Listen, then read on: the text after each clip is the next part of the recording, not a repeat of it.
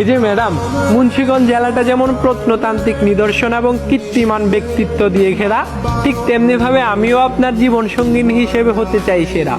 মুন্সিগঞ্জের কৃতি সন্তান স্যার জগদীশ চন্দ্র বসু যেমন তার কৃতিত্ব দিয়ে মানুষের মনে জায়গা করে নিয়েছে, ঠিক তেমনি ভাবে আমিও আমার ভালোবাসা দিয়ে আপনার মনে জায়গা করে নিতে চাই।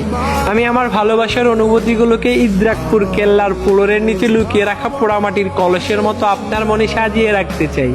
প্লিজ আপনি শ্রীনগর সড়কের তালতলা বেইলি সেতুর মতো আমার মনটাকে আঘাত করিয়েন না। সেটা যদি করেন তাহলে আমার মনটা পদ্মা নদীর ভাঙনের মতো ভেঙে চৌচির হয়ে যাবে এবং আমার মনে সবসময় টেঙ্গিবাড়ি উপজেলার দোকানের আগুনের মতো দাও দাও করে আগুন জ্বলতে থাকবে। বিশ্বাস করেন, আমি আপনার মনটাকে নিয়ে কখনো মুন্সিগঞ্জ স্টেডিয়ামের মতো করে খেলা করব না, আবার মুন্সিগঞ্জের নায়ক অনন্ত জলিলের মতো আপনার জীবন নিয়ে কখনো অভিনয় করব না। আপনার মন খারাপ হলে আমি কখনো সোনারং জোড়া মঠের মতো নিশ্চুপ দাঁড়িয়ে থাকবো না, বরং মুন্সিগঞ্জের কণ্ঠশিল্পী তাহসানের মতো আপনাকে ভালোবাসার গান শোনাবো।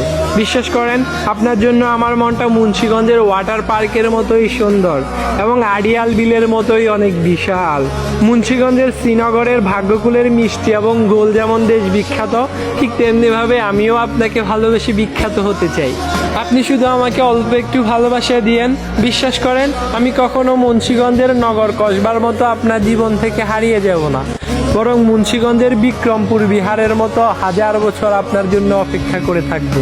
আপনার মান, অভিমান, রাগ সবকিছু আমি নীরবে সহ্য করে নিব, কিন্তু কখনো আপনাকে ছেড়ে যাব না।